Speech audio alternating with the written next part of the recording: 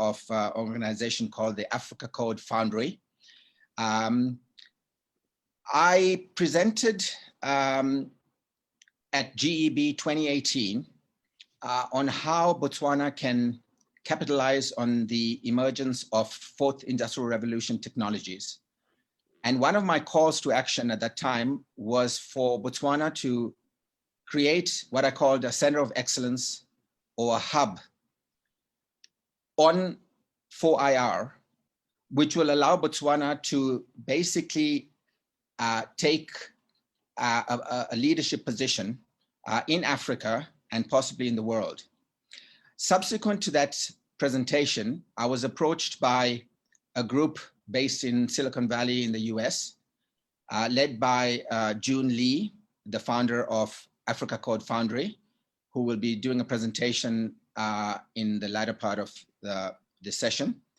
And he indicated to me that their organization was looking to build a coding academy and foundry in Africa. And given that I just returned from Botswana, I indicated to him that there was definitely a possibility of having their initial pilot taking place in Botswana. My interest in this really is I'm an entrepreneur, founder, and investor in a number of different fourth disruptive tech ventures, such as artificial intelligence, virtual reality, cybersecurity, and the broader area of what's called fintech. And often, as investors, we battle to find, ventures which are worthy of investments. And it is imperative that countries have an ecosystem that allows these entrepreneurs to thrive and grow. And it's led by, or one of the prerequisites is absolutely the emergence of a software engineering capability within the country. So in today's session, we're actually going to delve into the mechanics of the Africa Code Foundry and what its intent is, but taking a holistic picture. The holistic picture is looking at the ecosystem in the sense that if a high-tech accelerator is built, what does that lead to? What do the graduates from that institution do? Do they work in corporates? Do they start their own businesses? The ventures that they do, is it limited to Botswana? Is it limited to Africa? Or is it global? And really the challenge that will be posed to the panelists and presenters today is, how can Botswana become a tech leader and not necessarily a tech follower? During the course of this conference, we have heard of a lot of the use of a lot of technologies in areas such as agriculture, mining, tourism, technologies like AI, etc. But is the plan for that technology to be imported, or is it to be developed in-house, locally, that is?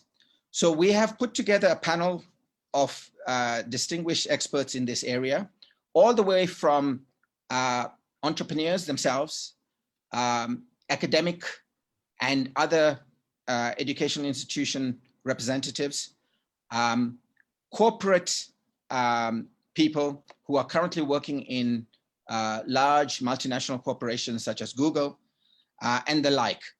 And throughout this session, which I'll be moderating, we are going to be asking each of them to kind of give their view on this topic. So our first presenter is a good friend of mine, Kali Ilunga. And Kali is actually a product of how Africa can produce people of distinguished stature who are able to compete. He's based in New York City, has lived also a lot in Silicon Valley. And his role is to facilitate entrepreneurship between Africa and a variety of different other countries. So we're going to hear about his story and about his company and what they do, and how he sees actually Botswana being able to use institutions such as the Africa Code Foundry to be able to deliver on its imperatives. So over to you, Kali. Great, thank you, Raj. Just making sure everyone can hear me okay? Yep. Okay, good. Thanks for the introduction, Raj, and thanks also for the great alley-oop. I was really glad to be able to participate in this and glad that I can be here. I was presenting in Botswana 3.5 years ago, almost to the day, at the first TEDx talk in Gaborone. And so this is not as intimate and virtual, but really glad to be here. So just like Raj said, I really wanted to focus this presentation on an entrepreneurial view of how you go from a place in Southern Africa and make sure that your startup has global scale and global relevance and global backing. And so I will be sharing a little bit of my story, but then zooming out on what the key signals are to actually make sure that everything African Foundry and Botswana in general is doing for these entrepreneurs is gearing them up, not just for local, but global success. So we'll jump into it. I've tried to distill it into just the 2 keys that we've seen work, and we'll take from there. So with that, let's go. 2 keys to taking your African startup global.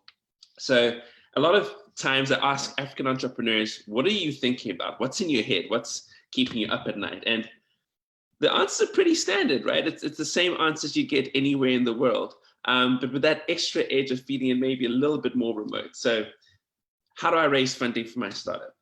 How do I get into an ecosystem with the right investor support? I was really encouraged to learn about, all the work that Anant is doing with the Botswana Angel Network, but that's often not the case in many of the African countries we're dealing with. I'm from Ghana and Congo, and angel networks are not easy. So a common question is, how do I get into the right ecosystem? I feel like I'm stuck. How can I have experts help me build a roadmap to the next level? Because often it's, like we all know, it's about more than just the money, right? They are often wondering, how do I make sure that I'm around people who've been there and done that, who can open up the toolbox to build these things I'm trying to build? How can I focus my efforts is another big one. Entrepreneurs in general have so much to do. Entrepreneurs in COVID, entrepreneurs in COVID in Southern Africa, entrepreneurs in COVID in Southern Africa with kids at home, with all the stresses happening, are even more likely to feel like they aren't focused. And so a big question we often get is, where do I focus my efforts? And then I'd say the surprisingly, probably the most common one is, what am I doing wrong? The sense that, I'm doing all these things, I'm on the hamster wheel, but I feel like I'm doing something wrong. And we get these sentiments a lot from African entrepreneurs.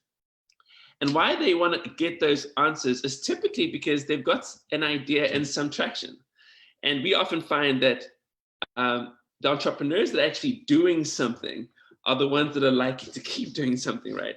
I often joke that if you tell me you've got an idea, you're probably not going to do it. And in Accelerator, we see that often, that the people who come through the door that have built some sort of forward momentum, whether it's an MVP or they're talking to advisors or, they've tested things, are just in a different league. And certainly for African entrepreneurs, that becomes incredibly important to make sure that their idea has traction. And we'll go into that.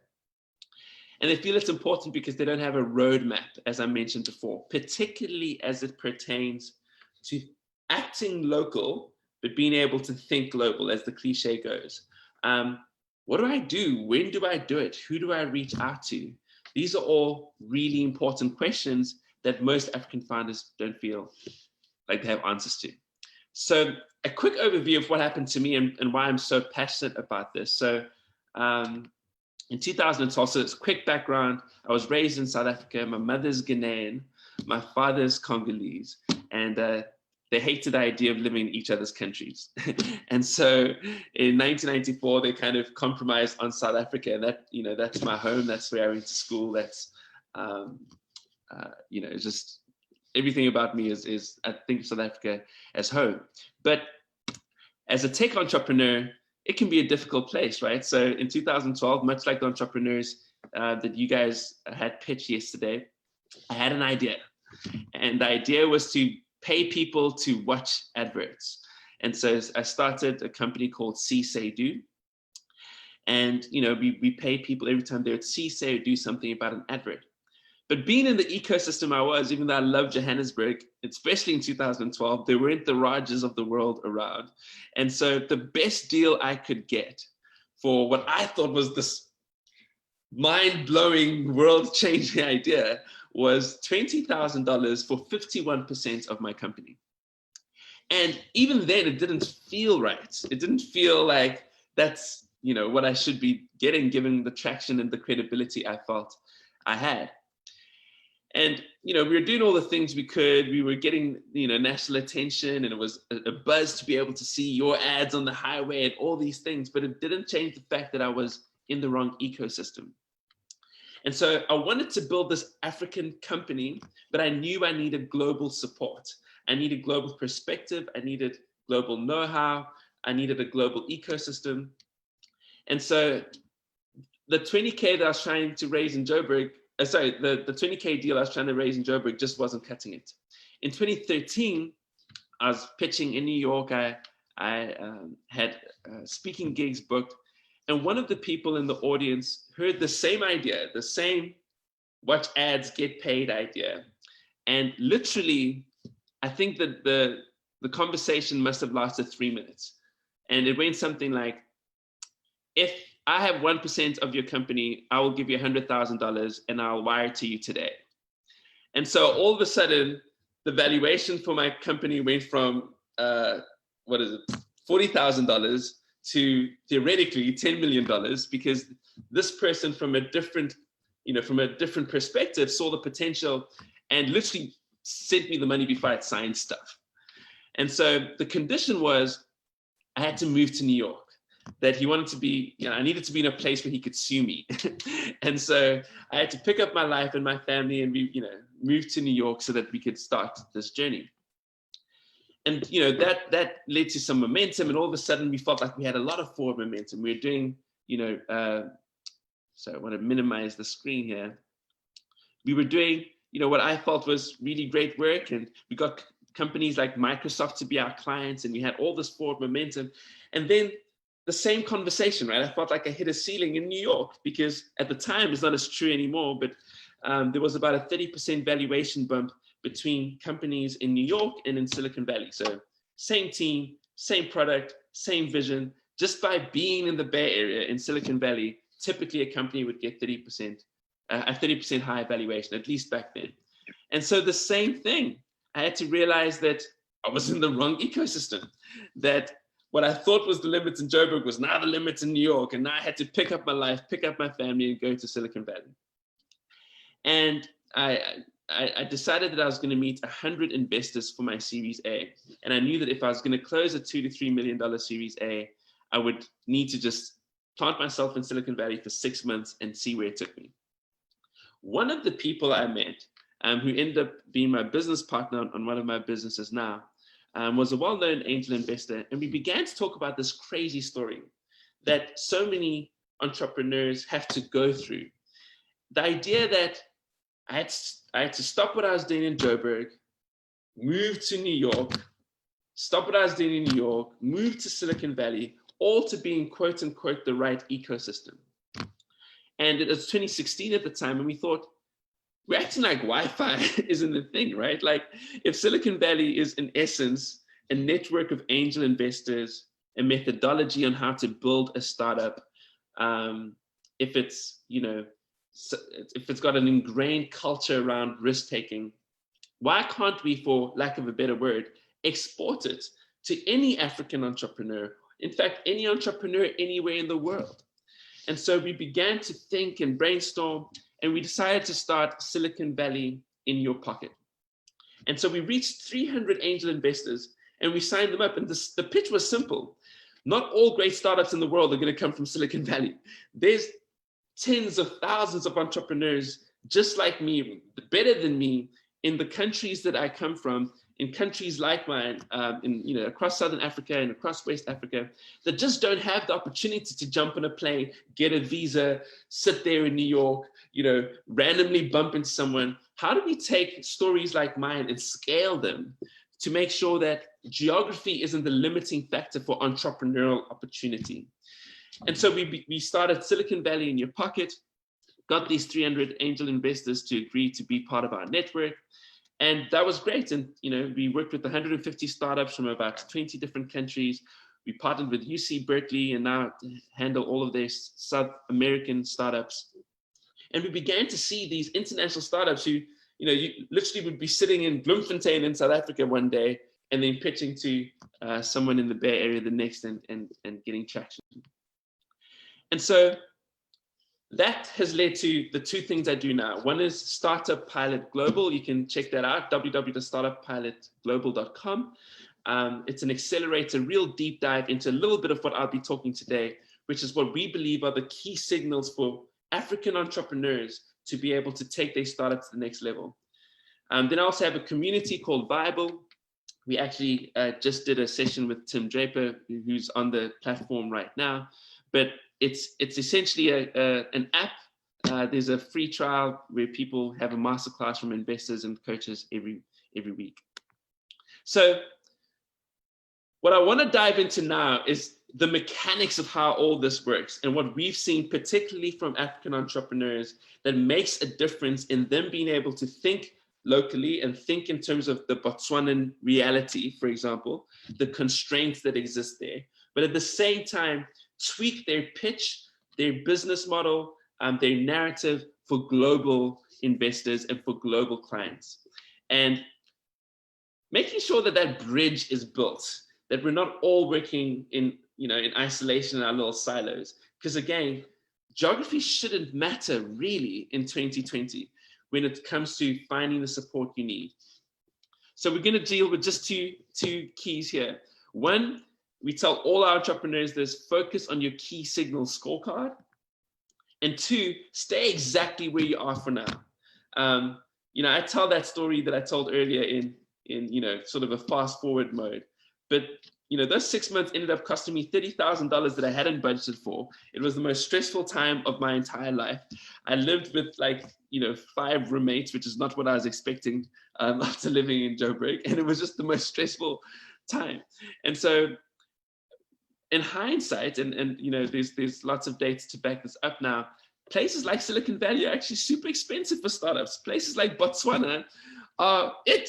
So let's stay where we are, and I'll talk a little bit about why that's important, even when you're building a global startup. So running through what we tell African startups who are dealing with the anxieties that I mentioned at the top. What do I do? What's my railroad? How do I go from being local to global? And I'll race through these just super 30,000 foot level, just so that you can get a sense of some of the things entrepreneurs in Botswana should be thinking about.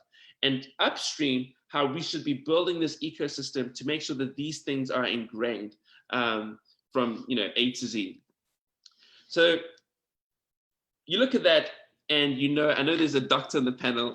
We were laughing earlier because he's a doctor in philosophy, but we are all familiar with this machine. It tells us the health of our business, right? The health of our body. Unfortunately, in COVID, we're maybe a little bit too familiar with this machine, but our basic assumption is that just like this machine can read your vital signs and go, hey, that sign is saying you're healthy or you're not healthy or there's a danger there. There are key signals that look at an African startup and can pretty quickly assess whether that's a healthy, viable startup ready for global investors. And how did we come up with these key signals? We asked investors, first of all, it feels really good to spell check the right way. Normally I have to change that, but we asked investors, what is it that makes you write a check? Not pat someone on the back, not, particularly as it pertains to global entrepreneurs. What is it that makes you take out your checkbook and support them? And we took, all these answers and, distilled them into what we believe are these key signals. And really the idea is just like when you're, practicing for your driver's test. If you're able to do that test, take the route that they're likely to take you on, practice your learners using the mock exam, the chances of you passing that test are literally 90% higher than if you just, practice using a different test, as opposed to the mock test that will actually reflect what you will be tested on. And our advice to African startups is to think the same way. If the end goal, if passing the test is essentially making sure that you are ready for the global investor market, build knowing that you're taking those mock exams. Look at yourself every day, not from the lens of a founder in the wrong ecosystem, feeling like I'm anxious. Look at yourself as a global investor trying to figure out how to back this African startup. And to do so, we asked them to focus on a scorecard, which we call the key signal scorecard. And it's essentially a distillation, like I mentioned before, of what Silicon Valley and New York and sometimes European investors are telling us that they look for in African startups when they're trying to back them.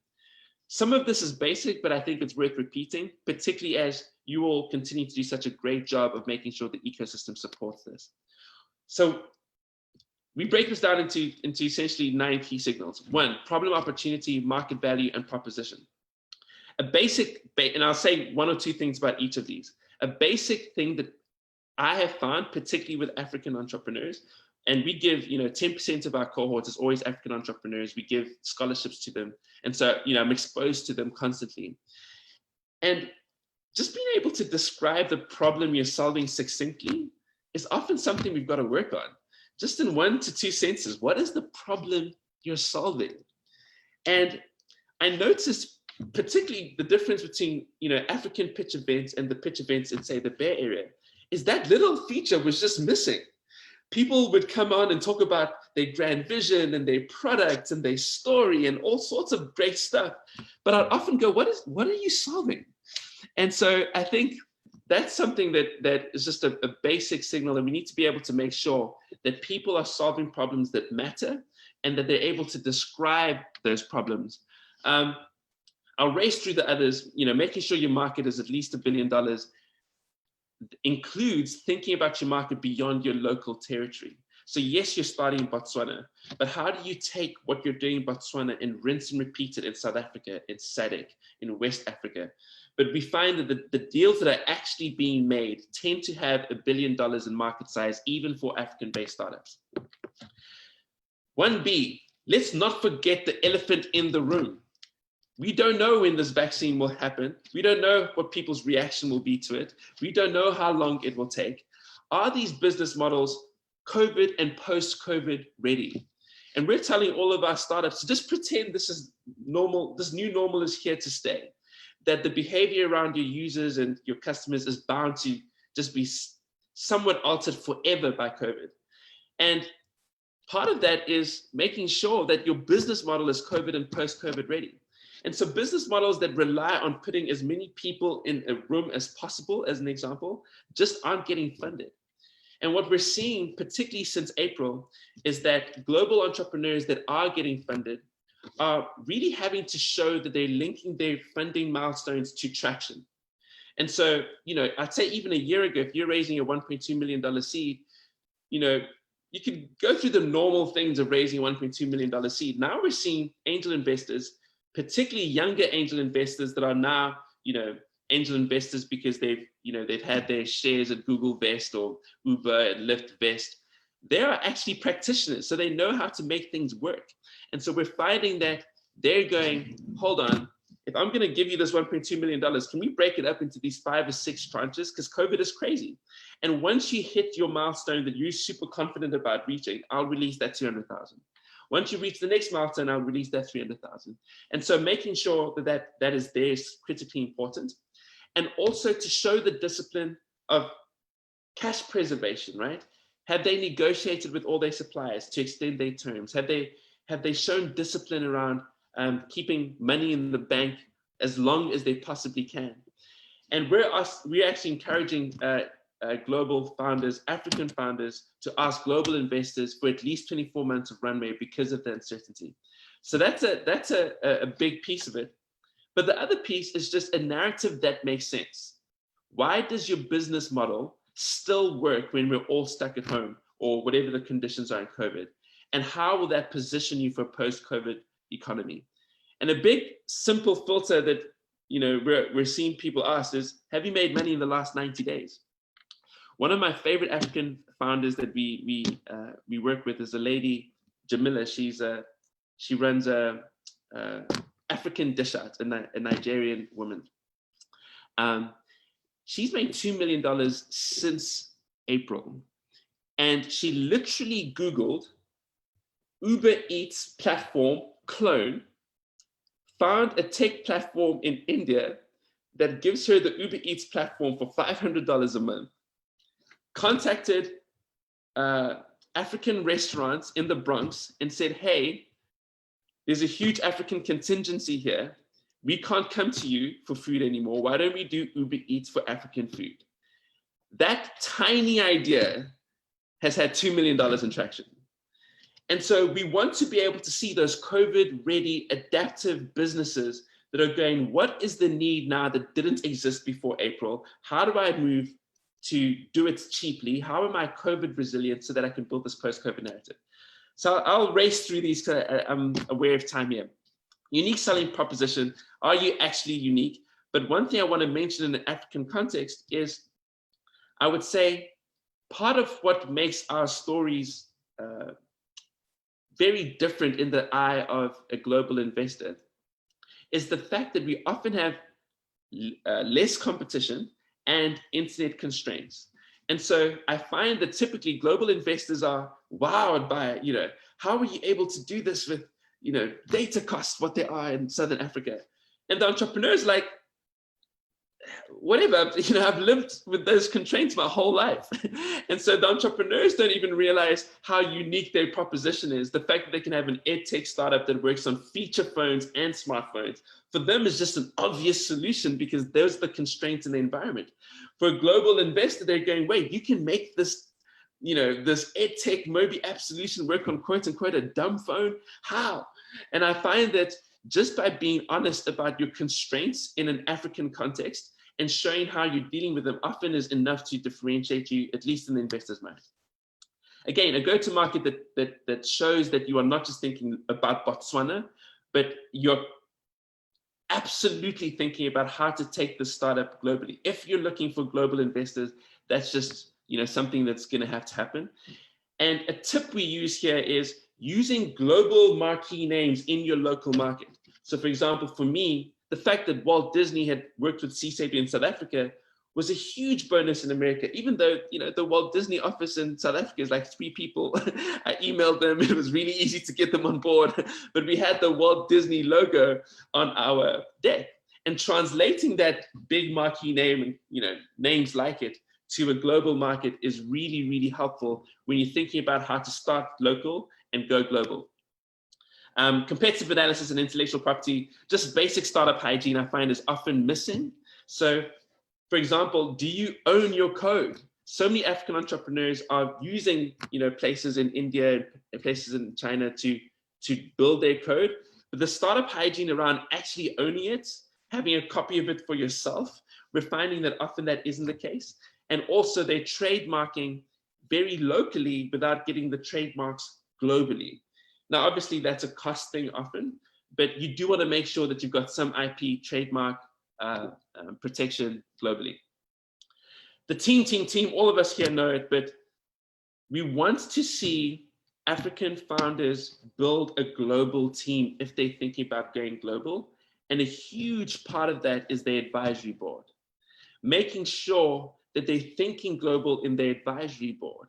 And so, and this isn't the board of directors. I'm not talking about a super formal structure. I'm literally just talking about your sounding board for your startup. Having advisors that have agreed to be there with certain milestones to open doors globally is what we would encourage any entrepreneur, but specifically entrepreneurs in places like Botswana who are trying to open doors. And a big part of our program is just linking advisors from Netflix and Uber and Google to help people do that. And that's why I'm really excited about working with African Code and Orage, because they form part of our advisory and they build some of the mechanics behind that as well. Financials and KPIs, I wouldn't go into too much, but I will say that, just a quick thing about how the ratio between, your cost of a user acquired and your lifetime value, we often find, as technical as that is, we often find that with African startups, it simply isn't high enough. So we want to make sure that basically the lifetime value of a user, how much money you make from a user, is at least 3 times higher than how much it costs to get that user. And what we're finding with African startups is it's usually 1.5, 1.6, 1.7, and who knows whatever the reasons those are, but that is critical, that the cost of acquiring a user is at least a third of how much that user is worth. And we just, it's a trend we keep seeing, but we have to make sure that our local African startups have the discipline of going, when I'm thinking about my marketing, I need to make 3 times more from this client than it costs to get them. And we're seeing that that's often lacking. The ask and evaluation, looking at that little puppy, what would you not give it?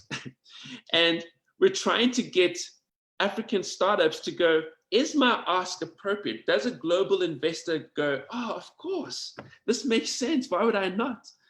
And we're finding that a big part of that is to go think in terms of what the global investor views as a fair valuation. So often we're thinking in terms of our African mindset and our African exposure. So we're going $20,000 for 50%. It doesn't feel right, but it's the best I can get. And then we'll translate that ask to a global investor. And what we're encouraging African entrepreneurs is to go, what is normal for your stage, your startup, your industry, in the mind of the global investor? And keep that valuation, not just your ecosystem, not just with your ecosystem in mind, but with theirs in mind too. And lastly, the exit. Again, just in my experience, we're finding that we're not thinking enough about the liquidity event. That African entrepreneurs are going, I want an investment, and to be fair, entrepreneurs in general, but particularly with African entrepreneurs, if you're looking for global investment, this exit has to be in dollar terms. And you have to have a liquidity event. And really understanding what that means and how you will sell your startup so that the investor gets a return is something that, as you guys work with entrepreneurs, I'm sure you'll encourage them to do. But we do see that as a shortcoming, that the exit is often not well thought out, and we need to make sure it is. A huge one, just the team being communicative, engaging, and social. I find Americans talk a lot more, ask a lot more questions, are super inquisitive, to the point where I'm just like, guys, I am not this talkative. And I find that with African entrepreneurs and our global investors, we see that there's this almost requirement for constant communication, constant updates, constant sociability, and that makes a massive difference in particularly the up rounds where we're trying to get these investors to double down on the investments they've made in these startups. We're just saying communicate every Friday, send an update, even if it's a brief one, but make sure they're aware. Lastly, social impact. And this is the piece that really excites me about the work you guys do. And I saw this in the pitches yesterday.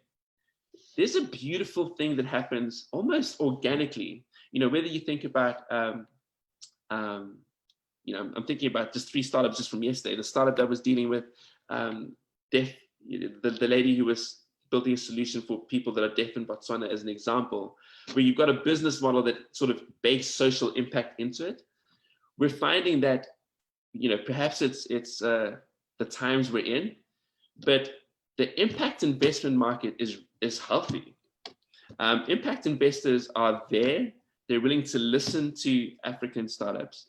They're willing to go, hold on, maybe instead of a 10x return, I take a 3x return if you can show me the impact it's actually having. So yes, you need to have a business model that's profitable, but are you able to demonstrate that social impact? And so we want, just as a framework, to begin to share this with different African ecosystems so that people are scoring themselves. So we actually give people these, much more detailed than I just went through. There's about 10 subsections in each key signal. And we ask our entrepreneurs to score themselves every single month on each of these sections. And there's about 250 subsections. And we want them to keep thinking about these things that they're building with the test in mind. So key number 1 is focus on the key signals. And I'll wrap up with key secret number 2. We know this. I just raced ahead over there. And this is part of the work that people on the panel are doing here. Warm introductions are critical for African entrepreneurs. And that's really where the bridging happens. Making sure that as ecosystem builders, we're thinking about ecosystems in other parts of the world so that they can make warm introductions on behalf of the African entrepreneurs we're supporting. And the basic cliche being, if you're walking down the street and you see a sign, let's say you're a single man and you see a sign that says, hey, do you want to go on a date? And it's just got the question mark and a number. That's creepy. That's kind of weird. But if your best friend sits you down and says, listen, I met this girl, man. I know you. I know her. She's as ambitious as you are. She's as hilarious as you are. And I'm not saying you're going to get married, but you guys are going to have an incredible date. That's the kind of introduction you want. And that same feeling is what we have to begin developing for global entrepreneurs that are looking at African founders. We have to build the bridges ourselves with people that we can say, hey, I'm not saying you'll invest, but here's a startup that ticks all of your boxes. I know they're in Africa. I know the technical things they've got to go through, but this startup in Botswana will scratch your itch. And we have to do that heavy lifting for our entrepreneurs because they don't have the networks to sustain introductions like that. And a huge part of this soft work, the sort of soft skills around building ecosystems is literally just us all in our own capacity, opening our Rolodexes and saying, I'm going to be pinging you with an African entrepreneur every 2 weeks. And I'm going to be looking for people that scratch your itch.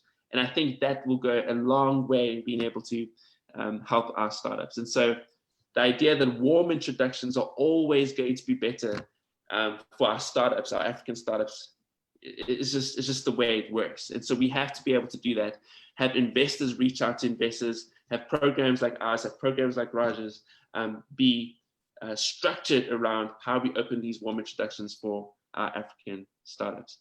So I can see that I'm out of time over there. So I do want to say thank you for the opportunity. I squizzed through a lot of that, but I'm incredibly passionate about the work you're doing. These things have, programs like yours and initiatives like yours have literally changed my life. I was sitting in Johannesburg with an idea, and the thought that I'm now in New York helping hundreds of startups that are just like me and people that look like me from places I come from, it's a real thing. And then to see them build businesses, employ people, raise funding, we can do this. And there's never been a greater time. And so incredibly proud to be part of this panel and to see the work you're doing in Botswana, and hopefully the next 10, 20,000 entrepreneurs you guys deal with, we find the kind of people that build Botswana-based global businesses that end up changing the world and changing Botswana too. So thank you for your time and really appreciate it. Thank you, Kali, for always enlightening and useful presentation for the entrepreneur. So Kali gave an entrepreneurial view, an investor view of what's global investors are looking for from countries like Botswana. Now we're going to get a corporate view from our next speaker, Justin Hadadnia. But Justin is based in Boulder, Colorado in the US, and he works for Google and has worked for a number of different companies, which he's going to take us through. But this is actually not your typical corporate presentation or story. Justin has had a very unique way, different way in which he has got what he calls his dream job at Google. And it kind of goes towards, his story really resonates with what the Africa Code Foundry would like to do. Justin, if you can bring your presentation up. And it's a really inspiring story. And I think all the delegates will really enjoy watching it. So over to you, Justin. Thanks, Raj. Thanks, Kali. Yeah, really happy to be here. So today I'm going to share a little bit about my story, and we're going to start off with where I am now and what I'm doing now at Google, which has a bit of an entrepreneurial aspect to it. And then we'll go more into the sort of the process of how I got to Google and got my dream job that I never actually thought I'd be able to have. So, we'll start with where I am now, then talk about how I got there and what I learned along the way. So where I am now, I'm at Google. It's a big company. It's a great company, one that you've probably all heard of. Because it's such a big company, there are a lot of different groups within Google, product areas. And so the group I'm in now is called Area 120. And Area 120 is this internal incubator within Google that operates very much like incubators that would be outside of Google. Basically, you have to pitch ideas, you get funding, you have to go up for reviews. Basically the same exact process that you would get outside of Google within. And the idea is that it's a place where Googlers can test out ideas, iterate quickly, and innovate without being part of a much larger org. And so within Area 120, the product I'm working on is called Tables. And I'll talk a little bit more about exactly what Tables is in a moment. But I want to kind of circle back to something that Hollywood touched on, which was, the first step in, I think, any real entrepreneurial endeavor is identifying the problem. So the problem that we identified with Tables, and our founder actually used to work on Google Sheets, was that spreadsheets were being used for project tracking, basically something that they weren't intended for. And this led to some issues, right? There's a lot of manual data entry involved. Because there's so much manual data entry, these spreadsheets are fragile and prone to human error. And it results in a data structure that is sort of fragmented. And so this is the problem we were trying to solve. And the second step for us after identifying this problem was actually validate that problem in the market.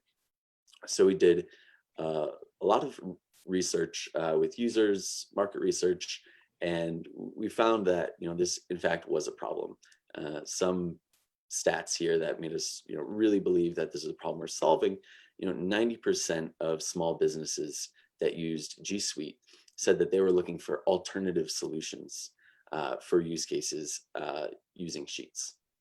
And 50% of those interviewed actually said they were willing to spend money on that. So what you see here is we validated the problem, and we validated that there was a market willing to buy a solution to this problem. And so that was enough to go to our partners at Area 120 and get funding to build out this idea.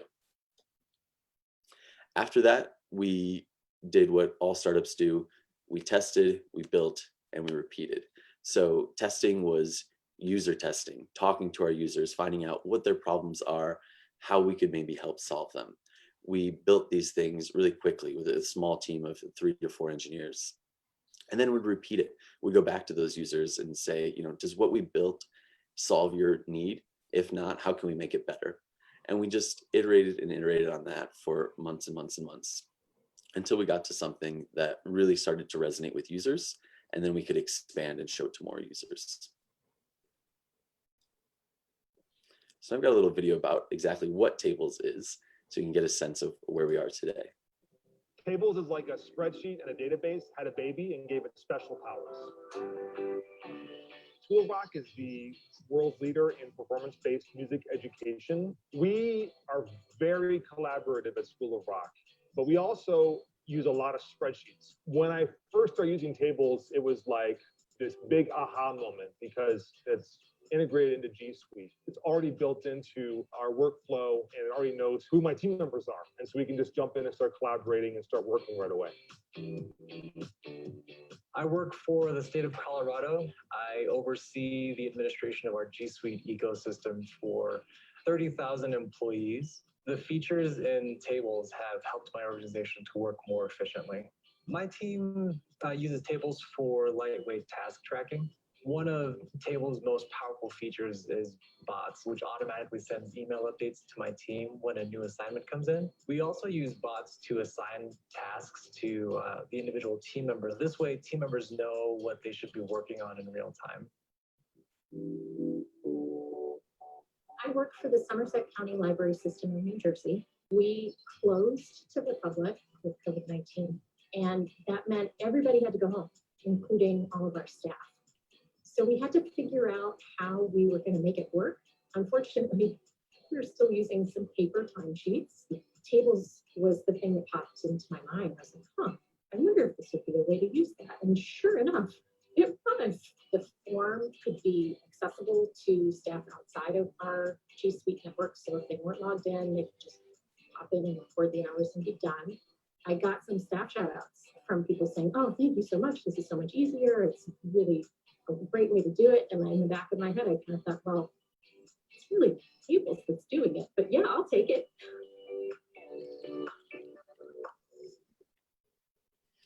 And so what I love about that video is that it gives you a little sense of what Tables is and what Tables does, but it also spotlights a few of our customers that we worked with throughout this process of creating Tables and creating that functionality. And it underscores the importance of staying really close to your users and building something that will absolutely solve their need. And for the last person there, Lynn from the library, you noticed that the solution we built helped during COVID. So it was a very sort of timely thing that we built. And there's no way we could have known what they would have needed if we didn't talk to them, if we didn't engage with them and ask them. So it's a good reminder to, identify your problem and your market, start building a solution, but then keep circling back with your users to make sure that you're solving the right problem and you're solving it in the right way that it's going to be useful for your users.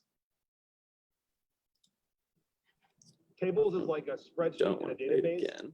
Tables is like a spreadsheet and a database had a baby and gave it special powers. Toolrock is the world's leader in performance-based music education.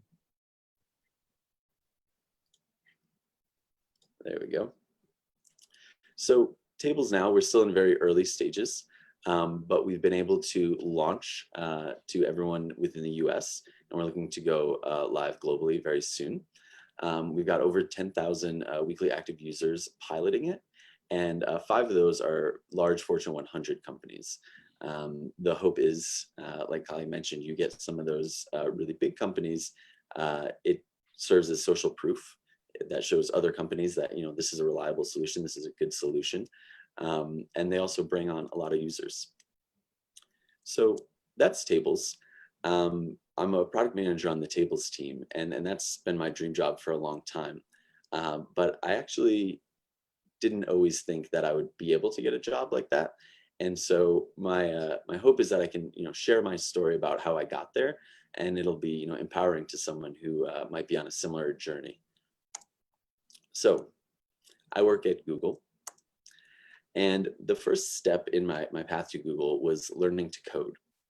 But I actually was a little late to the party here, or at least I felt like I was late to the party. It wasn't until my 3rd year of college that I actually learned to code. And at this point, there were plenty of kids who had already learned to code in middle school or high school, already had businesses. And so I always thought I was a bit behind the 8 ball there. And that year, we actually did a class trip to Silicon Valley to the Google campus. And I distinctly remember thinking, oh, I'm not good enough to work here. The people here must have been, coding since they were in diapers. I'll probably never work here. And, I knew how to code at this point, but it was clear to me that there was something that I was missing. And my realization was that, software development is a lot more than just coding. And what I mean by that is there is just a plethora of applications, languages, all sorts of things that you need to learn to be able to do software development. And this is just, a handful of things that I've had to learn since my time in college on top of knowing how to code. And so, when looking at all the different technologies out there and the things that you could learn, it can be really overwhelming, right? What do I prioritize? Which technology should I learn? And so my advice for that, and my next step, was to get an internship. The reason being, there's so much out there. If you just, go ahead and try to learn all of it, you'll never be able to learn all of it. And to make sure that you're learning things that are, applicable to what you're going to need to do, internships are really helpful. First, they allow you to learn by doing, right? So to actually ship software that's used by, hundreds, thousands, millions of people, is a different experience, and it'll expose you to tools that you might not use otherwise. The second piece is that internships allow you to start creating a portfolio of your work. So when you're talking to people in your industry, when you're trying to get jobs, it's really helpful to be able to point to what you've done. And the last thing, and perhaps the most important one, is that it allows you to make connections. So you meet people, those people grow up and go off to work at all sorts of cool places, and now you have connections to those places and you can learn from them. I've frequently heard internships being referred to as 3 to 6 month interviews as well, and that's certainly been my experience. So my first internship I had was with GE, and I was doing little more than pencil pushing. I'm not exaggerating when I say I probably watched YouTube videos more than I did any meaningful work at that first internship. My second was with a small company called Unidesk, and they're a software development company, but I didn't have any real experience, so all they let me do was test things. I was just a manual tester, but by the end of the internship, I convinced them to let me do a little bit of coding. And so after 2 6-month internships where I really hadn't done much of what I wanted to do, I finally got lucky and applied to my last internship at PayPal and got in, because they were able to see that I had done some coding. I had proved that I can work in this industry.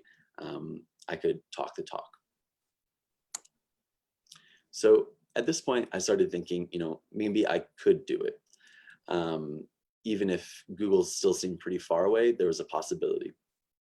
And it actually took me many years, maybe like 4 or 5 years, to change my mindset from maybe I could work at Google to no, I'm actually going to apply to Google. I'm going to apply to my dream company and I'm going to try to get in. So getting into Google was not a easy feat, but there were some things that really helped make it happen. The first was networking. So like I mentioned with internships, it's super helpful because you meet so many different people. Some of the people who I had met along the way actually ended up at Google. So I could reach out, ask about their experience, and have them sort of help guide me. What would be a good team to join? Maybe they could give you a referral. So that was really helpful. The second piece was just to apply, right? Even when I was applying to Google, I still thought, in my heart that I probably won't get this, but you'll never know if you don't try. The third piece was to practice. So, the interviews that Google gives or Facebook or any of these big companies, there's a ton of literature out there, books on Amazon or YouTube channels, even ones sponsored by Google themselves that tell you what you'll need to know and how to practice. So if you're going up for an interview at a company like this, I'd highly recommend practice, practice, practice. And then be patient, right? It was a 3-month process with a little over 5 interviews. And that can certainly take a long time. And in that time, you can start to get, curious. Maybe I should just go to this other company. Maybe I should go start my own thing. And those are all good options. But if you know what you want, be patient and it'll work out in the end. So I got into Google and I was absolutely thrilled. But I got into a role that I didn't necessarily feel was the best spot for me long term. I got in as a consultant. Now that's great, but I'd come from engineering and I knew I wanted to go and be a product manager. So as happy as I was to get into Google, I knew my work wasn't done. I still had to get to my dream job at my dream company. So how did I do that? The first bullet here is something that is showing up again and again. Networking was super important. Meeting people from all over the company that were in my dream role, who were product managers. And over the last year or so, I've met with 50 to 100 of these product managers just to get acquainted, learn about what they do, and ask for their advice. And that's been invaluable. In addition to just networking, I had to start actually practicing doing this PM work and showing that I could do it. Very similar to an internship. So at Google, we have these things called 20% projects, which let you take 20% out of your work week and do something you're passionate about. So I started doing PM work in a 20% capacity. Now, not every company is like Google and has that 20% option, but most companies do have some flexibility in terms of, I'm getting my main work done, but I also have this other interest. Can I help with these other things? And so that was, a really great way to show that I was definitely interested in this work and that I could actually do it. And again, start creating a portfolio that showed that I had done this work. After I finished my 20% project, I switched into a full-time rotation, again, to show that I could do the actual job. Now, it's also worth noting that if I had done, a bad job at my consulting gig, there's no way I would have been, given the freedom to actually go do this 20% project, do the rotation, and get the experience I needed.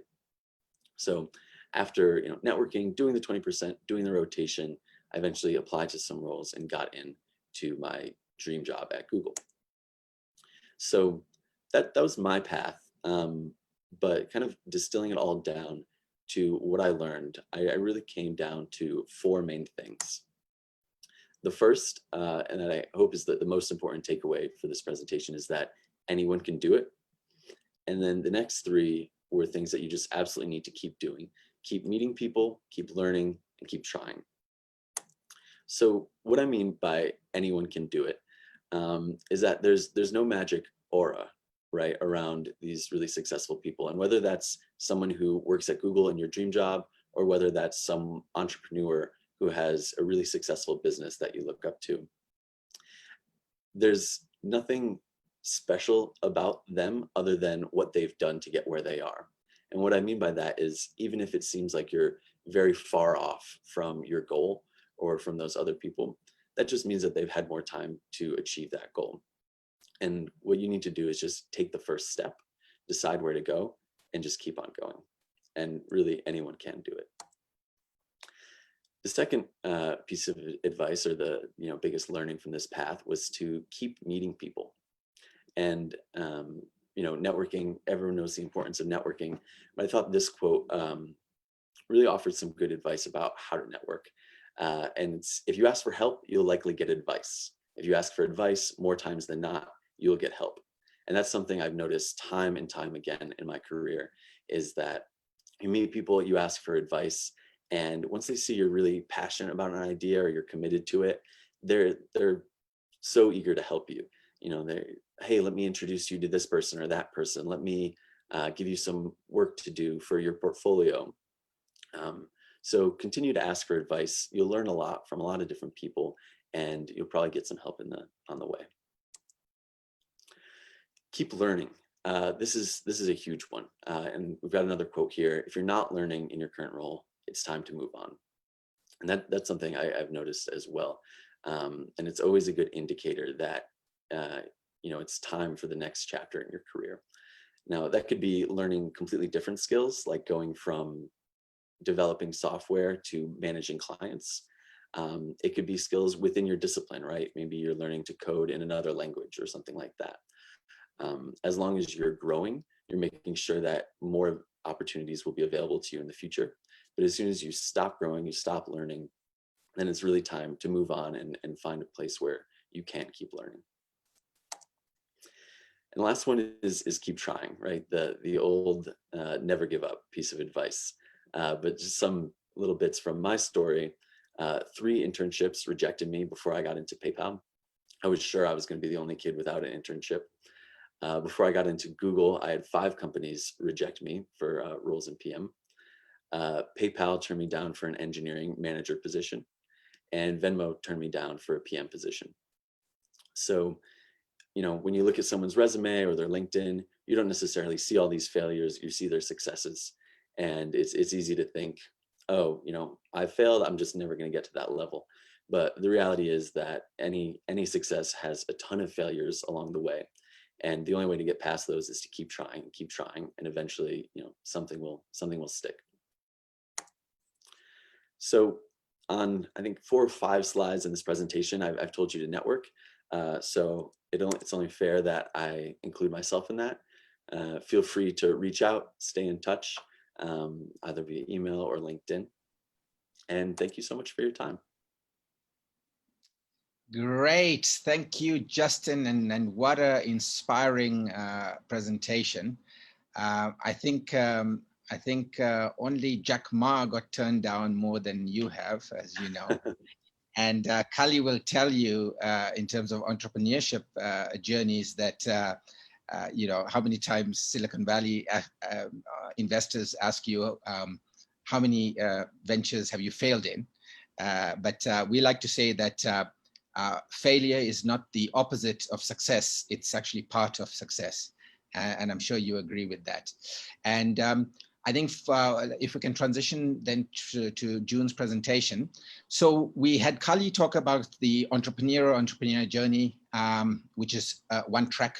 We had Justin talk about the corporate track, but as you saw, it's very much a entrepreneur role that he is currently playing, and you can see the similarities between the two of them. And that's a great segue now to our next presentation, which will be by June Lee, the founder and CEO of Africa Code Foundry and Africa Code Academy. And I think it's a topic that's very close to me and very dear to me. June will explain how it came about and what he's trying to achieve, but we see this as enabling kind of the ecosystem that will create the entrepreneurs that Kali is looking for and create the type of software engineers that Justin is going to hire in the near future. Later on, we will have Matthias from Google as well, who has said he's specifically looking for software engineers from Africa. So we do that. So over to you, June, then to take over and tell us a lot more about Africa Code Academy and Africa Code Foundry. Thanks. Can you hear me? Yep. Great. Okay, let me see if I can get this going here. All right, so you should be able to see the slide, is that right? Yep. So yeah, I'm here just to talk to you a little bit about and introduce the notion of the Code Foundry that we have made. So let me just yeah, just a way of introduction. My name is June Lee, and I'm coming to you from foggy San Francisco.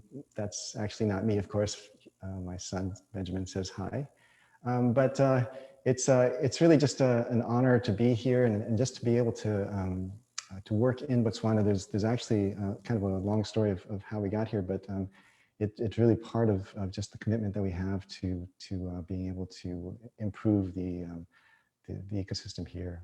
So just to kind of give a little background, our work had actually with Botswana had started with the Code Academy, which is actually a nonprofit that was founded out in Palo Alto. And we started the company really as industry kind of people that had been working in software for a long time, and it was kind of at that juncture in our careers where we wanted to look and see about being able to give back and kind of share the amazing opportunities that we had. And so the mission of the Code Academy was born really just to bring positive change and provide opportunities just like we had here.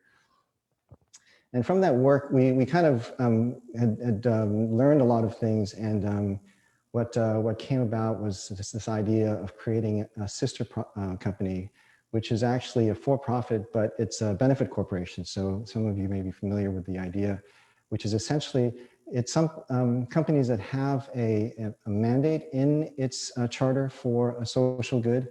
And in this case, we're really aligning the company to meet the same goals as the Academy. And from that sort of work and investigation that came about through the Academy, we sort of formulated this notion, this idea, this proposal for a distributed engineering residency program. But before we go too far into that, I want to kind of start from the end. So maybe, last things first, and kind of talk about where we want to end up and where we want to see Botswana, especially in the context of Southern Africa. We really want to be able to envision a future where there's a vibrant, self-sustaining IT ecosystem, really kind of, not too dissimilar from what we maybe experienced in Silicon Valley. And, having been working out here for a long time, like decades, I had a chance to experience what it was like, even in the midst of like the crazy, .com era.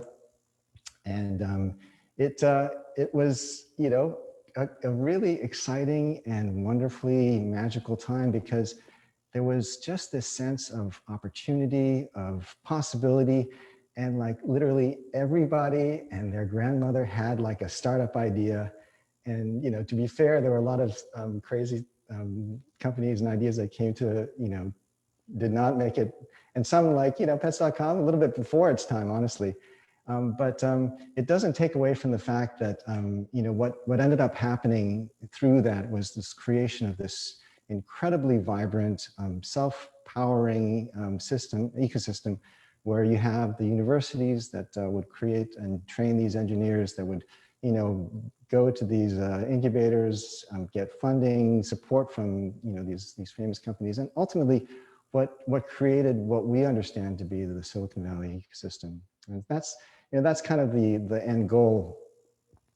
And what we have, in Botswana, it's not exactly the same, but the players are very similar. The government, corporations, the schools, the developed community, the tech hubs like BIH, these are all part of what makes the ecosystem in Botswana. And from our perspective, we're not really looking to create a new or replace anything, but our hope really is to be able to facilitate, accelerate, and really be a catalyst for the growth. And by its very nature, ecosystems have to interact with each other, and the strength and the health of an ecosystem is really in the strength of the networking and the interactions between them. And so in our kind of investigations, that's really kind of how we came about with the idea.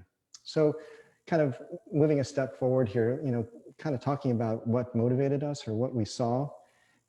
As I mentioned, it really worked, that started with the work with the Academy.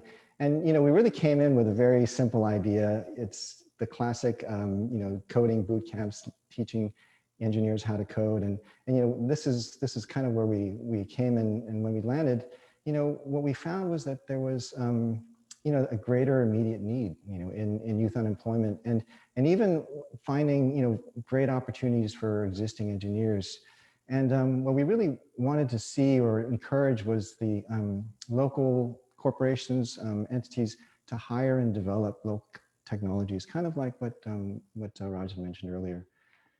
And so, the vision became, we want to de-risk hiring of local developers. We want to be able to connect corporations and businesses with, highly effective engineers.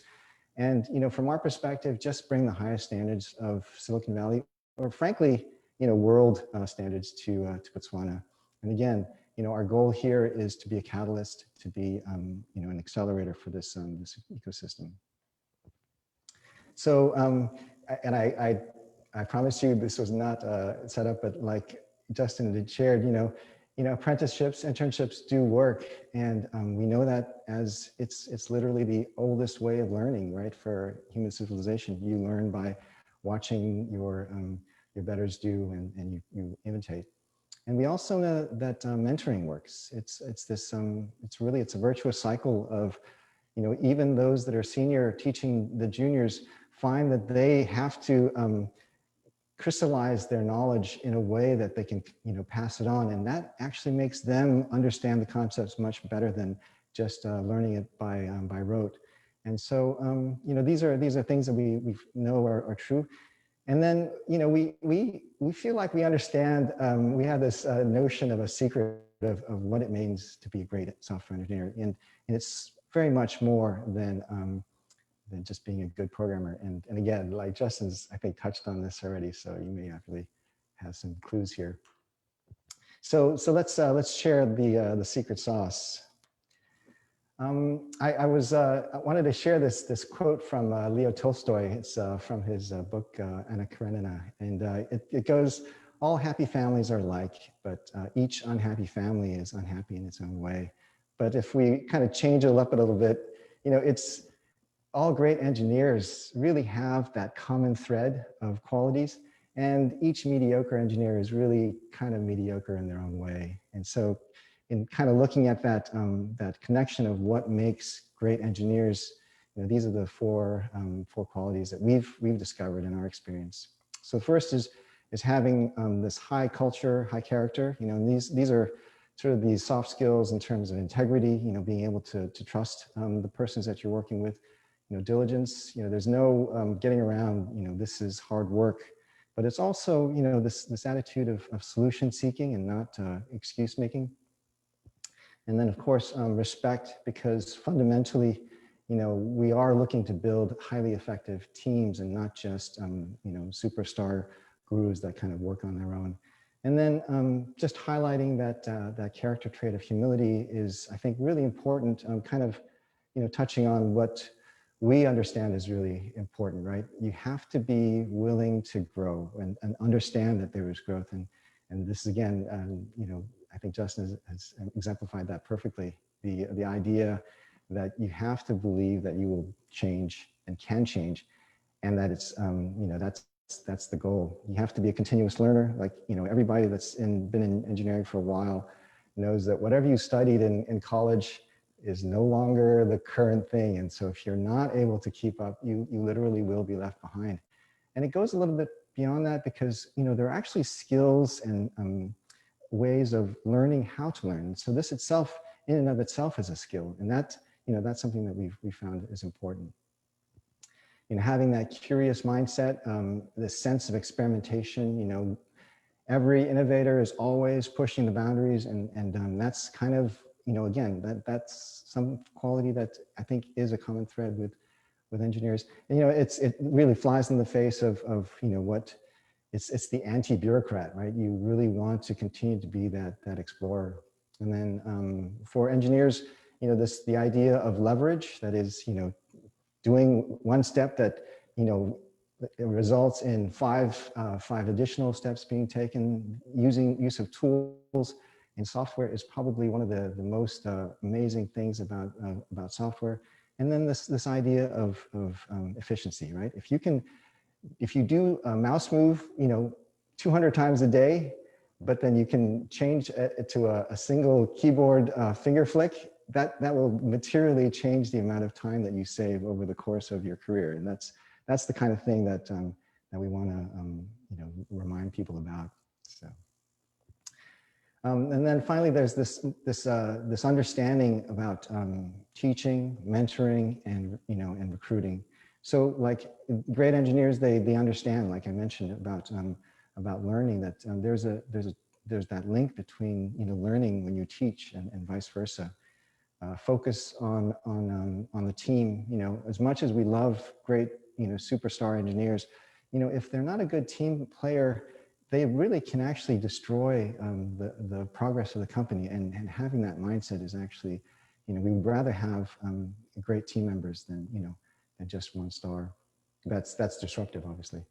And then, of course, the one added benefit is that great engineers, they recognize each other and they want to work with each other. And so, you have this virtuous cycle where if you have good people, they tend to recruit and bring in more people. And that, any manager will tell you that, the number one challenge is to hire well, and having great people sort of helps that, challenge in many ways. So this goes down to the sort of basic question, are great engineers born or are they trained? And, I think you can safely say that it's both. We do understand that there are innate skills that you do have to have. I mean, it is a challenging field, but it's also there are many qualities and abilities that can be trained and should be learned. And so those are, it's really both of those factors. So let me kind of finally give an idea of what we're talking about. So it's the Distributed Engineering Residency Program. And so, just to break that down, it's distributed because even early on, even before the advent of COVID, the notion of remote or distributed engineering was really a key factor in our own experience, frankly. But now more than ever, it's become an understanding that it will be the norm of development. I think in the context of Botswana, the ability to have teams that are local and serve the entire globe will be crucial, again, because you really do want to maintain the engineering ecosystem locally, and that's really where we have a very strong emphasis. It's about software engineering, not just programming. Again, those things that we talked about, it's about being able to deliver and actually create a solution and not just, demoware. And then finally, it's a residency program in the sense of kind of borrowing from the medical practice where, you may spend years of medical school and you finally get that degree, but the system has sort of decided that you're not quite ready to cut people open until you've had practical training. And so just as we heard earlier, we really want to have that period of apprenticeship, of mentorship, learning from those that have gone before you, and being able to learn by doing.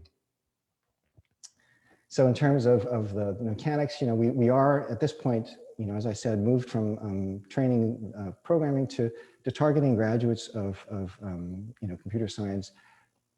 Anybody that's learned how to program in any fashion, from teaching themselves or online courses, we really want to bring those people to that next level. We focus on providing scholarships, with a stipend, so that it's not an undue sacrifice for the candidates. And our model is looking right now toward a 4 to 6 month program, and the program itself is kind of broken up into 2 distinct phases. So the first one is again borrowing a term from industry. It's called onboarding, and this, as it would be in any company that you join, there's a period of learning expectations, the culture, and the workflow, and in this period of it's really more of an traditional sort of classroom learning where we are sort of sharing concepts, and this is just simply to teach the workflow in terms of the process, the tool sets, all the things that we've learned in terms of the engineering process that we've found to be the optimal.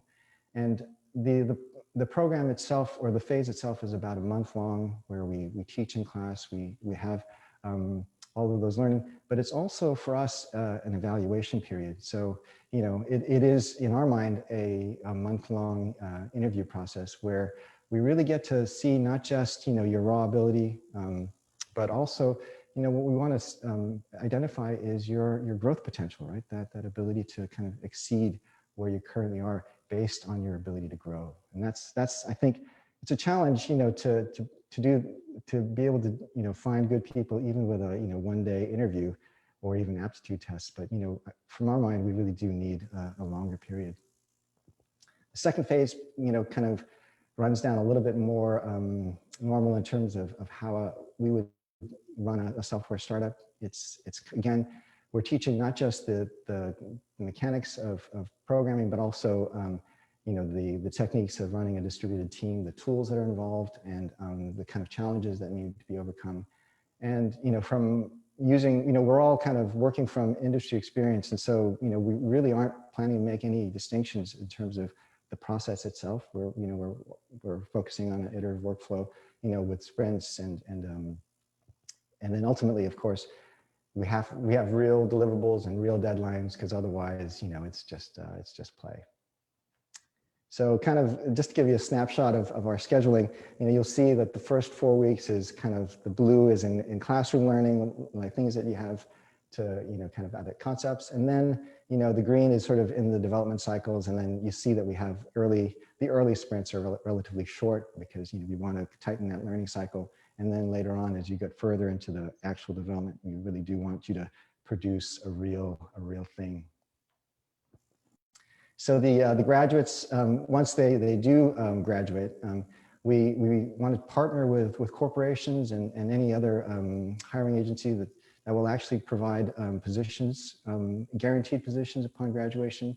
And in fact, we would be the first to be in line.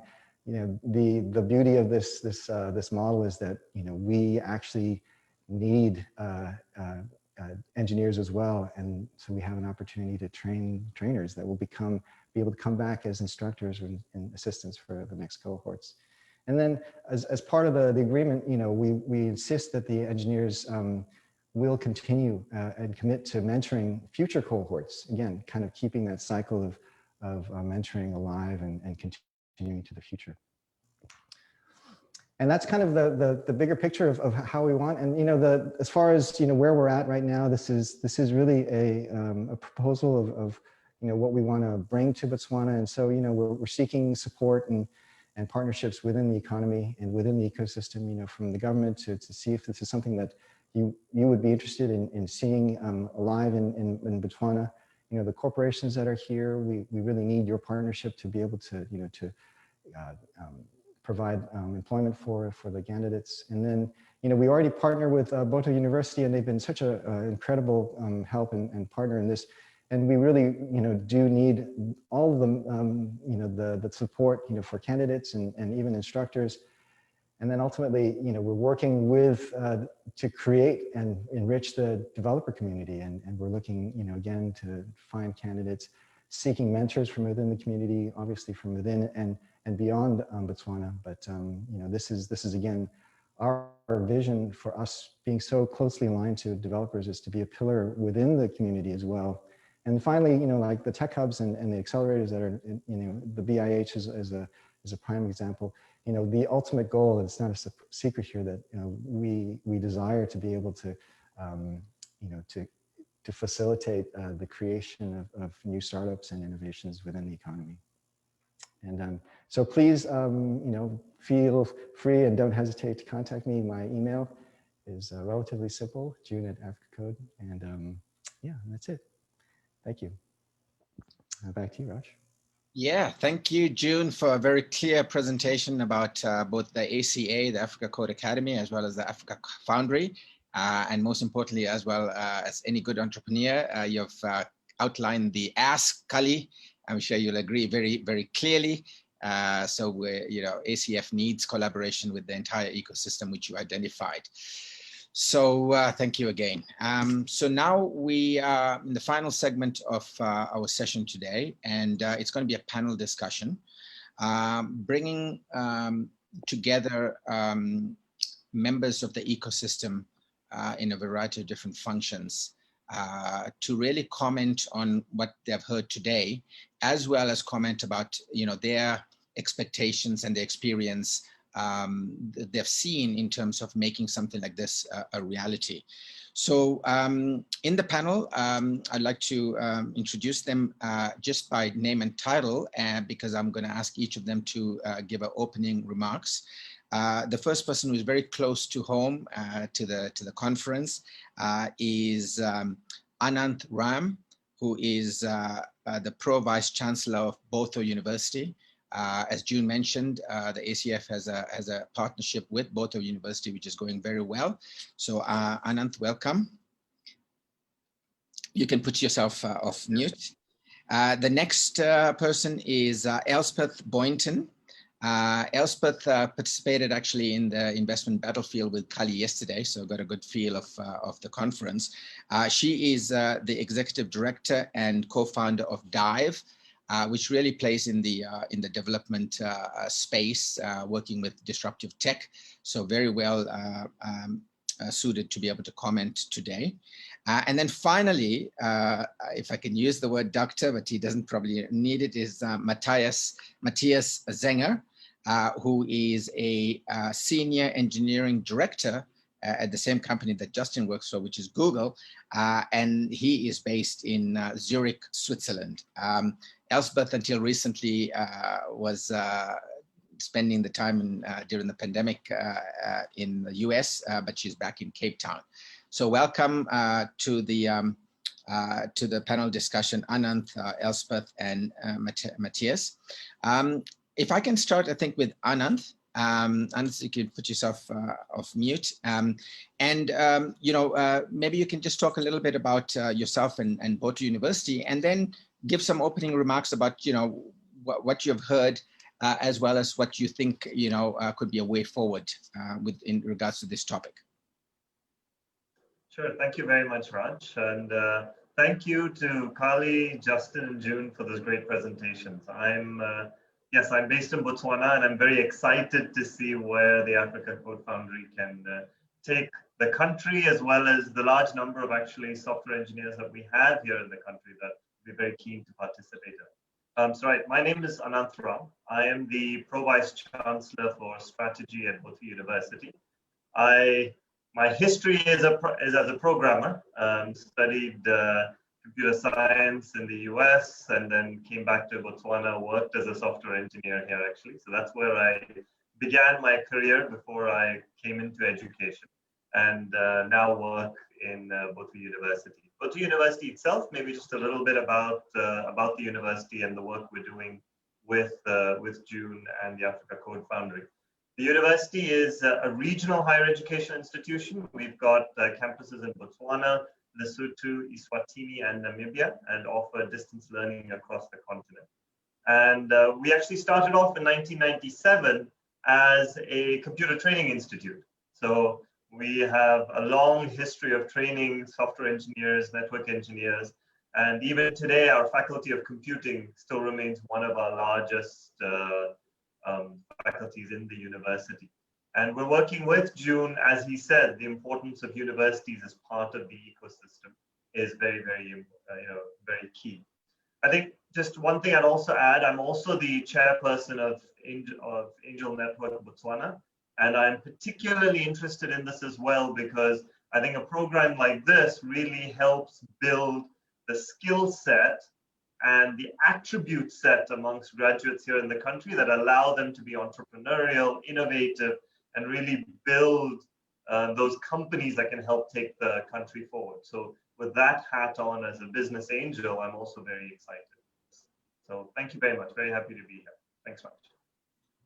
Great. Thank you, Ananth, for the introduction. And next, if I can ask Elspeth to again talk a little bit about our organization. I know quite a bit about it, and you're doing some great work across the continent. Maybe you can comment as well, Elspeth. Yeah, thanks everyone for having me, and thanks to all the presenters that came before me. It's been great to be just involved in this kind of initiative. And I have to say, the first time I went to Botswana, I flew over the Delta and cried. I mean, the beauty of the country and the friendliness of the people. I just can't wait to get back. So I'm very upset that this is a virtual event and I can't enjoy your beautiful country a bit more. But hi, everyone. My name is Elspeth Boynton. I'm a very much adventurous expat, business consultant, social entrepreneur. Despite the accent, originally from the US, but moved to South Africa in 2012, fell in love, never left, which is many people's stories when they come here. And although my training is in economic development and politics, I launched a career in consulting when I moved to Cape Town. Despite never taking a business class in my life, I was quite overwhelmed, but learned very quickly. I love working in teams. I love solving problems and working in diverse environments. So I did that for a couple of years. The focus was very much on digital disruption and navigating that and what kind of skill sets executive teams and their companies need in order to navigate that. So building 5IR skills capabilities, which June has mentioned a couple, curiosity and learning and building collaboration, being able to work effectively in teams. These attributes are so important, and while we call them soft, these are not soft skills. They have to be learned. So after working a couple of years at EY, I felt like I was selling my soul a bit. My co-founder and then past executive director at EY left. She's like, "Do you want to come start a business with me?" And I said, "Cool, let's do it." I never thought of myself as an entrepreneur, but here I am now. One strong female leader behind you, and you can conquer the world. So we started Dive together, and really this was not just about my passion for empowering youth, which is something I'm extremely passionate about, but this is really about the kind of need that we see. I mean, 63% of CEOs around the world don't have access to the right talent, and I believe that's the largest threat to their business. 16% of graduates around the world graduate without the right skills to meet their employers' needs. And despite a huge youth bulge, specifically on the African continent, which we see, which is so much potential, you see a steady increase in unemployment, especially in youth at the moment.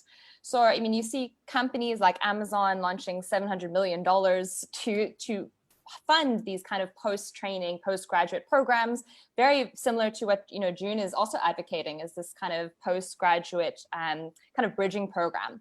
So this kind of need and my passion motivated us to start Dive. And at Dive, we really believe in building young people's agency. So when we say agency, we mean skills, capabilities, and mindset to thrive and succeed and elevate their own employability in the new normal. We run global internships that are very much focused on building these 5 IR skills, as well as giving the students real world experience by putting them in teams, having them work on real challenges based on the continent, either virtually or in person. And we partner with a wide range of startups to large organizations around the world, as well as have leading partnerships with universities like Harvard University, the University of Pennsylvania, St. Andrews in Scotland, Ashesi University in Ghana, and the University of Cape Town, just to name a few. And that's where we recruit our talent from. Beyond Dive, I manage several consulting projects on the go, and a lot of those projects my students join in on, which is great. I've recently launched a tertiary degree at a university in South Africa, and yeah, I mentor a lot of women in business from around the world. And I'm really excited to be here today because I love developing bridges. I think developing international bridges is something I've always been a part of, and this is definitely what this expo stands for. Connections are made, ecosystems are built, and this is how opportunity happens. I also firmly believe that education is the key driver for shared growth around the world, as well as for opportunity for all. So, I fully back initiatives like ACF. I think they're doing, are going to be doing great work, and the ACA. And I think the focus kind of on inclusive learning, real world training, and tech-related skills is so necessary, particularly because I think our current systems and structures just don't get it right, and clearly are not meeting the demands of the private sector or our workforce. So that's it. Thanks you for having me, Raj. Yeah, thanks, Elspeth, and thanks for that great introduction to you and your company. Next, but certainly not least, is Matthias Zenger. When I was researching your bio, Matthias, I noticed, if I'm not mistaken, that you were in Google for 16 years, if I'm not mistaken. That's probably employee number 7. And Kali mentioned about the doctorate, so maybe you can just tell us a little bit more about yourself. Yeah, thanks, Raj. Thanks for having me. And also thanks to Kali, Justin, and June. These were really inspiring presentations. Yeah, as you said, Raj, I am actually working at Google right now, and I'm working at Google already since 16 years. My name is Matthias Zenger, by the way. I'm an engineering director currently at Google.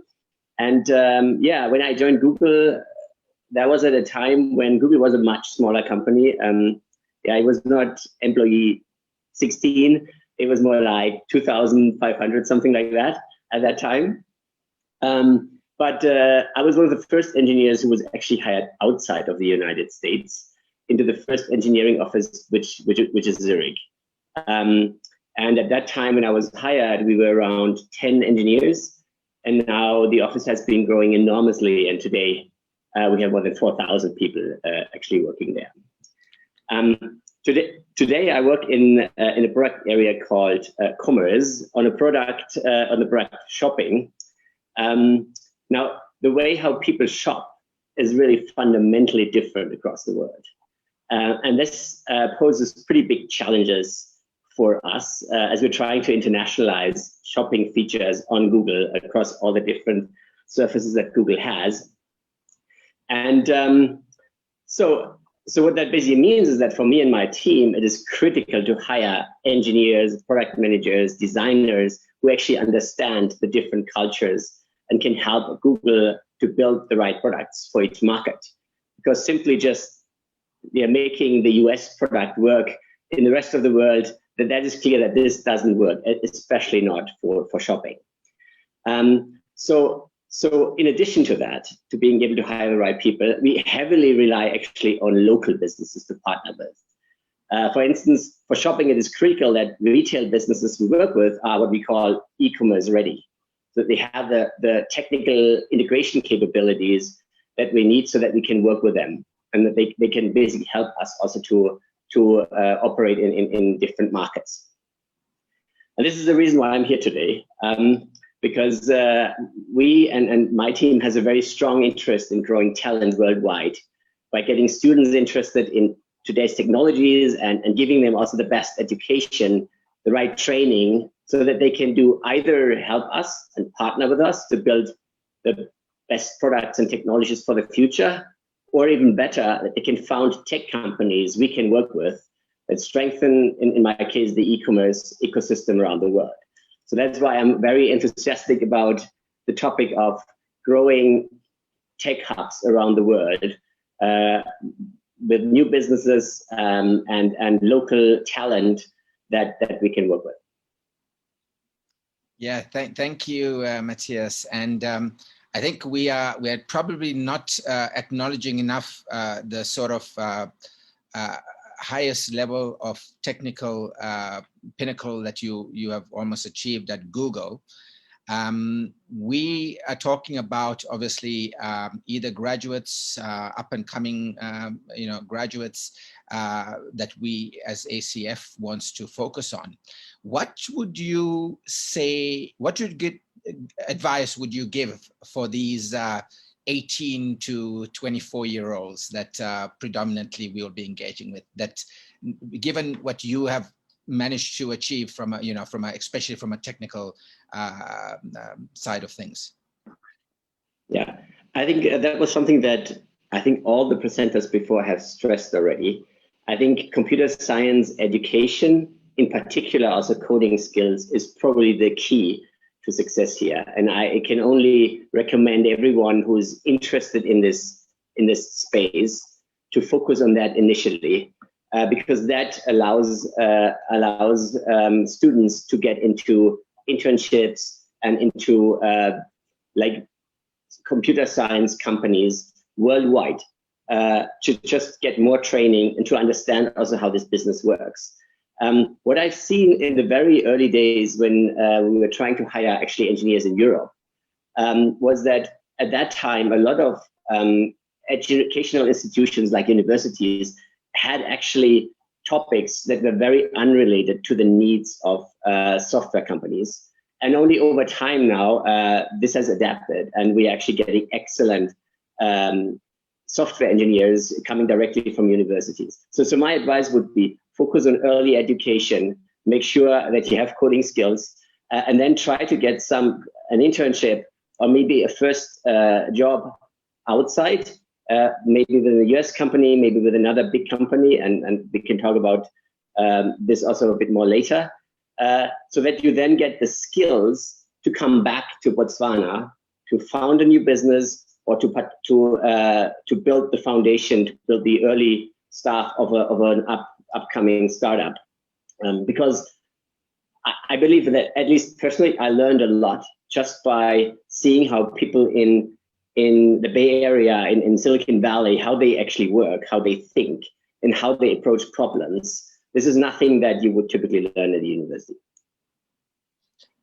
Thank you, Matthias, for that feedback. I'm sure if both June, Elspeth, and Kali have not already requested this of you, that to be a mentor in all the initiatives that they work on, I'm sure it's coming, it's on the way. So be on standby for that, please. Ananth, if we can come back to you. You are on the ground in Botswana. What would you say are some of the things that the Africa Code Foundry has to get right? What are some of those key success factors, given what you have gone through and the knowledge, local knowledge that you have? What advice would you actually give to the Africa Code Foundry? I think one of the most important things to get right is the connectivity with all the other stakeholders in the local ecosystem, right? So we have a very active government that invests heavily into education, that invests heavily into promoting entrepreneurship and so on and so forth, and is to connect with them and their respective agencies, innovation hubs and so on. Connecting with education institutions like Botu University and others as well. And I think very, very important, critical to this is connection with the local industry. It's not a very large industry because it's a, you know, the government runs a good part of the local GDP, but there is an industry, and connecting with them and giving them the confidence that here's a program that the residency program will put out graduates that they will want. And that will then drive graduates towards the program and drive the best graduates towards the program. Because as June said, it's important to select well and then provide them with, you know, appropriate in-depth experience so that when they come out at the end, they are, you know, grabbed up by these companies keen on growing and developing. Okay? And I think that's very, very important. There is, I mean, one important piece of the puzzle is you've got to have enough, you know, software engineers out there in the market who'd be keen to join such a program. And I think that is there in Botswana. That's very much there. There are a large number of graduates out there, but it's to get all these other pieces of the puzzle working properly. And if it does well, I mean, how would you measure success? I mean, I think to me, in the short term, obviously, is making sure that the graduates actually get into the companies and get employed. Medium term is ensuring that these graduates stay in these companies and they don't sort of say, okay, you know what, this isn't working out. It's just a fancy program. And I mean, I've looked at the program, I've seen what they're proposing and how they're going about it, and I believe it's fantastic. And in the long term, of course, to me is development of the industry as a whole. I think, June, in your presentation, you talked about a vibrant IT ecosystem. So to me, that would be the ultimate success story. Great, thank you, Anand. Elspeth, your organization was, I think, based or meant to be based at the a tech accelerator in Cape Town. Due to the pandemic, you managed to do several courses remotely. What advice would you give, or how can you comment on in terms of remote learning, its efficacy, and also lessons learned that you would not want ACF to have to go through as well? Oh, that's a loaded question, because there are a lot of lessons you learn by trialing something like this, which we did this summer. So, I mean, our programs are usually in person. They're meant to be immersive. They're meant to be, in the tech ecosystem that exists in Cape Town. This summer, obviously, with COVID, we had to move everything virtually. And we decided to do that because we just couldn't fail our students. I mean, so many had lost internships. Their friends had lost internships. And, at the end of the day, that's our mission, is to make sure they get employed and help them and support them. So it was a no-brainer. We're quite a flexible team, and we've always worked across international boundaries. So the time zones were fine, and that was fine. But the big lessons learned in kind of building a virtual program we built it, I think, in 6 weeks, having made the decision to go, no go. And then we launched it with about 25 students from across, I would say, 8 different time zones. I think the biggest learnings, and I think what we did was we spoke a lot to universities and to the students themselves, and what is not working at Harvard? What is not working at Ashesi? What are they getting wrong on Zoom? So we actually spent a lot of time just understanding our students and what kind of learning they were having virtually during that March to June period, and what we could do differently and better. That was the first thing. We also spoke to the university administrators themselves, understanding what they thought they were doing and what they thought they were providing to their students. So there was a lot of conversations and understanding our customer. We also spent I spent some time taking some classes on facilitation virtually. Through kind of a lot of, because we're a startup, we just kind of bought into all these platforms that were emerging, taking on classes as we could, so we could learn how to facilitate. We also picked digital tools that would be easy for students to work with. Sorry to Justin, we weren't using tables, we were using Trello, things like that. Picking kind of strategically digital platforms with which they should learn how to collaborate. We use them, so the students use them, and on the internships, they use them as well. I think another big kind of learning was, I guess now go into my learnings, that was the preparation. I think going into the learnings, we were quite transparent with the students. We're learning, you're learning. This is the first time. I think businesses around the world, transparency at the moment is extremely important. And we were very honest, this is the first time we're doing this. And the students understood, and we wanted constant feedback so we could iterate our design of our program as we ran it. Their feedback was immensely important building the structure of the program. I think with students like you're speaking about, these postgraduates, their focus is very limited. So our Zoom sessions were 3 hours maximum. And I would say about an hour and a half of that was collaboration time, an hour and a half was content. We did a lot of micro exercises. So they would learn content, apply it immediately, learn content, apply it immediately. So, iterative learning cycles was extremely important. Our afternoon sessions were not synchronized. So the whole cohort was divided between different hemispheres. And they worked in small teams. So we separated the teams. So having kind of that synchronized versus asynchronized learning, I think is really, really important, because you can't just have like 6 hours of virtual learning. The students just, they last about 5 minutes. Virtual video content, extremely, extremely important. And I think just engagement, all cameras must be on at all times.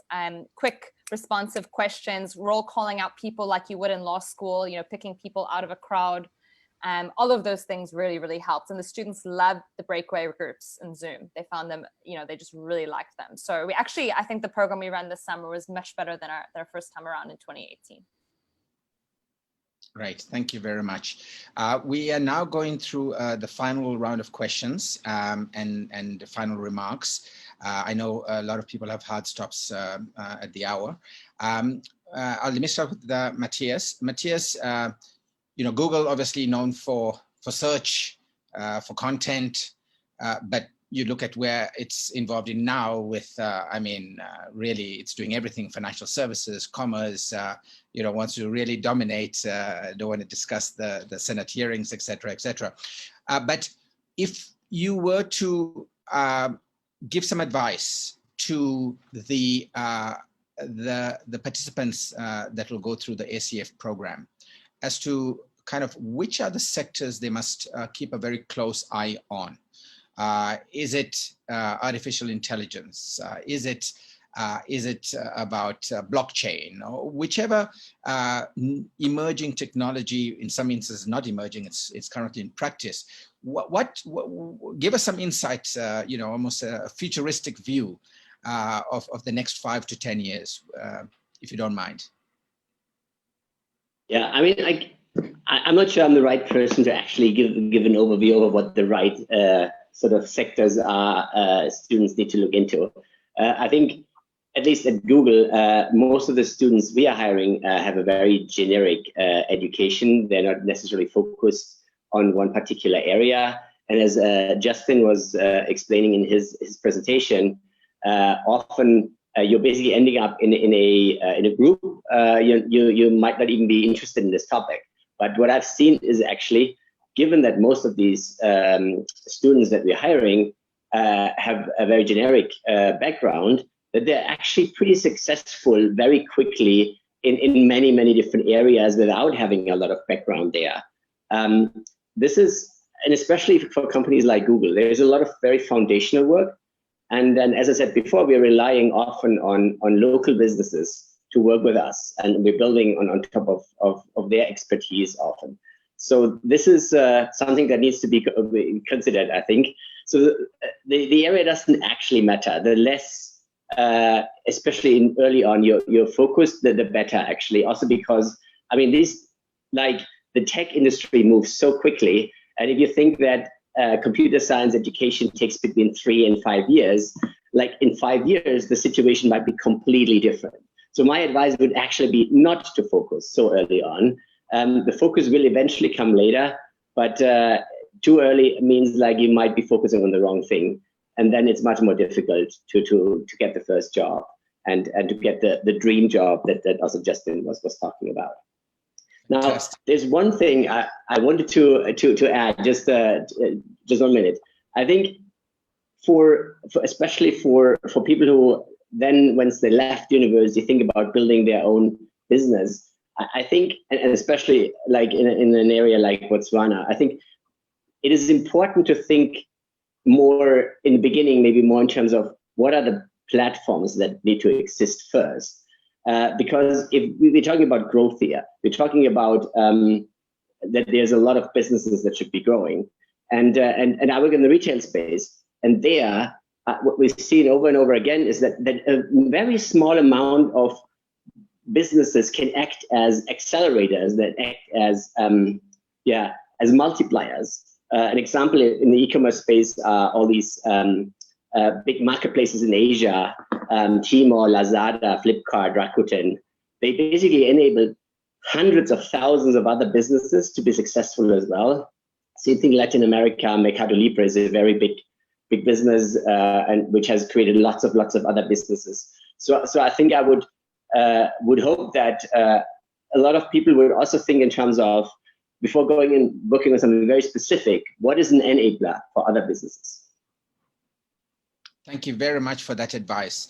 I'm also going to be asking the presenters, Kali, Justin as well, so you have not been left out. Elspeth, a final remark from your side, 1 minute.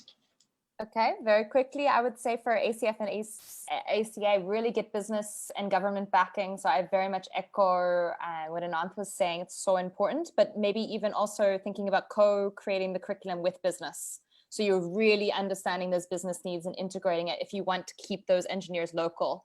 You know, you really, once you start connecting them to Silicon Valley, you don't want to see a whole exodus of very talented Botswana students leaving. And that's fine if they leave and they come back, but I have seen programs where that does happen. So that would be my advice.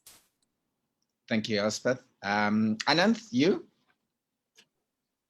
If I could just jump off what Matthias was saying. You know, he talked about that it's not as important what is the specific technology.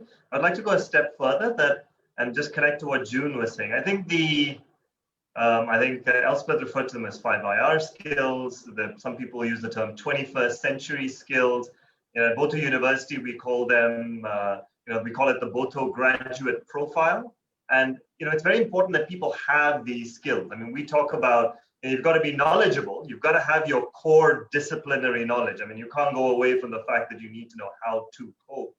But you know, you've got to be hardworking. You've got to be articulate, innovative, and entrepreneurial. You've got to be ethical, positive and confident, collaborative, critical thinking, and also going beyond to social skills. So socially responsible, environmentally responsible.